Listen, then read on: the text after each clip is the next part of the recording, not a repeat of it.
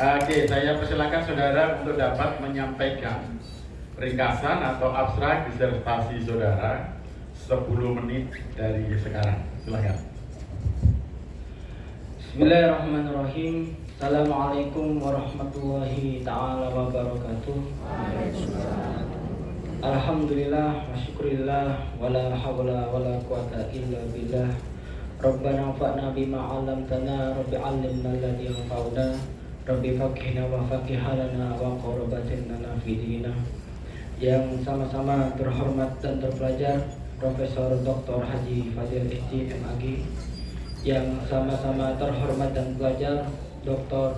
Kiai Haji Isrofun Najah MAG, yang sama-sama terhormat dan terpelajar Dr. Ibu Khairul Hidayah MH, yang sama-sama terhormat dan terpelajar Dr. Musa Taklima SHI MSI, yang sama-sama terhormat dan terpelajar Profesor Dr. Wahid Murni MPD, yang sama-sama terhormat dan terpelajar Profesor Dr. Saifullah SHMU, yang sama-sama terhormat dan terpelajar Profesor Dr. Fahrudin MHI, yang sama-sama terhormat keluarga besar Pondok Pesantren Mambaul Hikam Jombang, beserta tamu undangan yang insyaallah dimuliakan oleh Allah Subhanahu wa taala.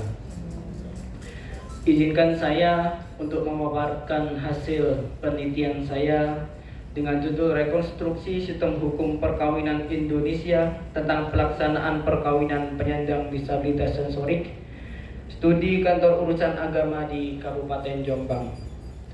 Saya meneliti ini karena ada 3 kegelisahan akademik.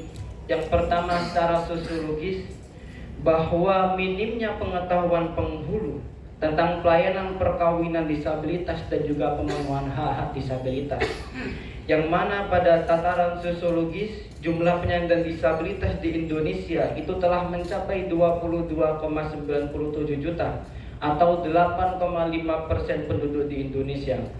Sedangkan di Kabupaten Jombang sendiri terhitung pada tahun 2009 itu tercatat 306 penyandang disabilitas sensorik dan tercatat 9 pasangan disabilitas sensorik yang menikah pada tahun 2019 sampai 2027. Lalu kemudian kegelisahan akademik ini teruntut kepada yuridis bahwa peraturan perundang-undangan yang membahas perkawinan itu belum merealisasikan hak-hak disabilitas sebagaimana yang tertuang pada Undang-Undang Nomor 19 Tahun 2011 dan juga Undang-Undang Nomor 8 Tahun 2016.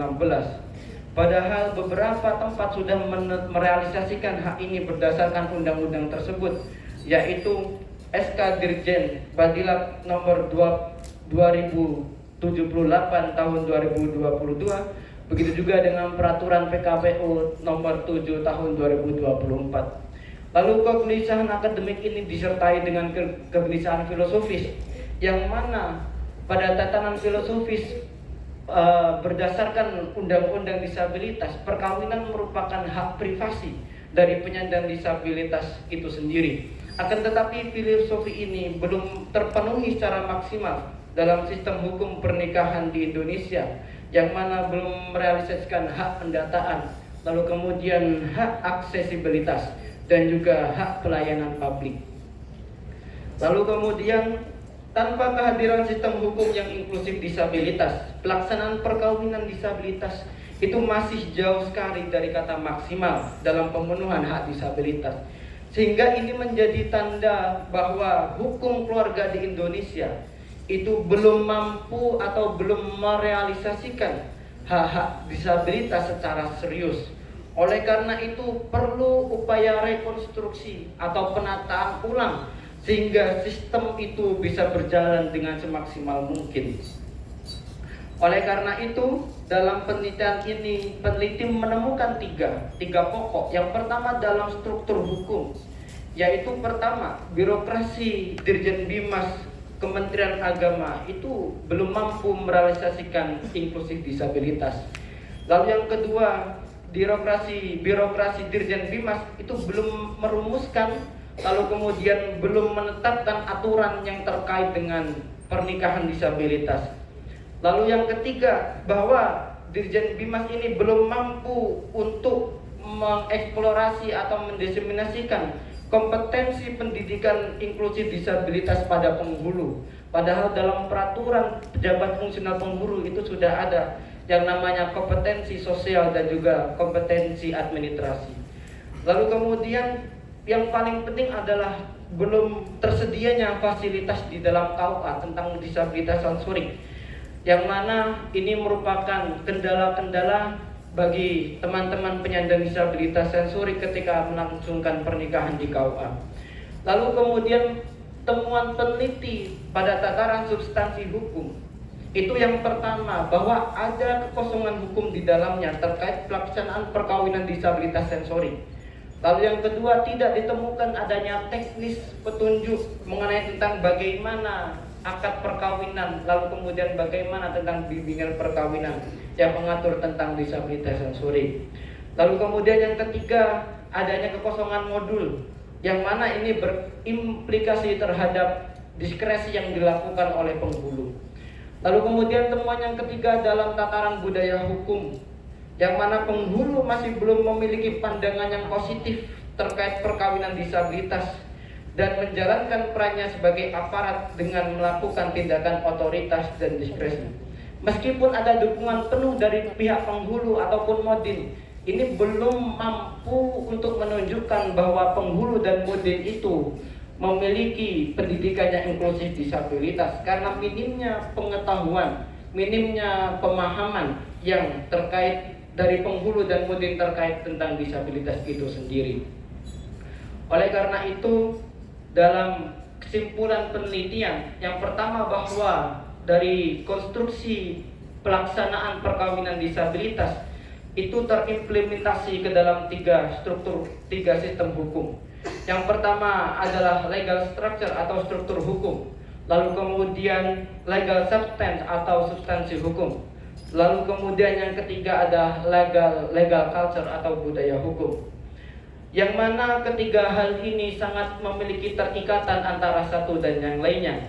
Dirjen Bimas dan KUA sebagai struktur hukum belum memainkan peran yang optimal untuk menciptakan inklusif disabilitas. Hal ini berimplikasi terhadap tindakan hukum penghulu, dan mana substansi hukum pelaksanaan perkawinan di Indonesia mengutip peraturan perkawinan general, tidak ada muatan lex spesialis tentang hukum perkawinan disabilitas. Kedua sistem ini sangat mempengaruhi budaya hukum, yang mana budaya hukum masyarakat tentang perkawinan disabilitas, yaitu minim konstruksi literasi, pemahaman, dan edukasi tentang pemenuhan hak-hak disabilitas. Lalu kemudian rekonstruksi itu dilakukan berbasis makosid syariah, itu dilakukan dengan 3 cara, yaitu dalam tataran struktur hukum berbasis makosid melakukan rekayasa birokrasi yang inklusif disabilitas. Lalu kemudian yang kedua, rekonstruksi sistem hukum berbasis makosid syariah dengan memperbaruan norma hukum perkawinan khusus disabilitas. Lalu kemudian yang ketiga, rekonstruksi budaya hukum berbasis makosid syariah dengan melakukan rekayasa sosial. Makosid syariah Jazil Auda ini menjadi konstruksi baru untuk menciptakan sistem hukum yang lebih menjamin hak-hak penyandang disabilitas sensorik dalam melangsungkan perkawinan. Oleh karena itu, novelty pada penelitian dari Promoventus adalah yang pertama, rekayasa birokrasi berbasis makosid. Lalu kemudian yang kedua, pembaharuan norma hukum berbasis makosid. Lalu kemudian yang ketiga, rekayasa masyarakat berbasis makosid. Kemudian yang terakhir, rekomendasi dari peneliti yang pertama, bahwa dimulai dari struktur hukum itu sudah melakukan pembaharuan peraturan perundang-undangan setingkat peraturan pemerintah atau PMA atau peraturan Menteri Agama, yang mana sudah terintegrasi dengan hak-hak disabilitas yang termaktub dalam Undang-Undang Nomor 8 Tahun 2016 tentang penyandang disabilitas demi terciptanya suatu kepastian hukum. Lalu kemudian rekomendasi selanjutnya, yang mana struktur hukum itu sudah mampu untuk melakukan kompetensi penghulu yang memiliki kompetensi inklusif dalam melayani penyandang disabilitas sensorik.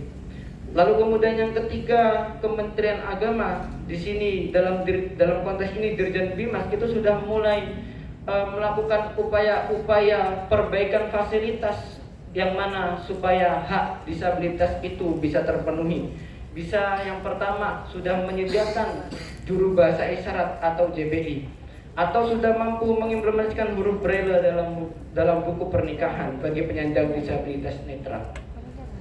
Lalu kemudian pada struktur hukum itu sudah merumuskan indikator-indikator inklusif disabilitas dalam pelayanan perkawinan disabilitas pada KUA. Lalu kemudian rekomendasi selanjutnya adalah sudah mulai ada koordinasi kolektif KUA dengan komunitas penyandang disabilitas untuk edukasi bimbingan perkawinan dan lain sebagainya, supaya untuk meningkatkan persepsi positif dari masyarakat sekitar.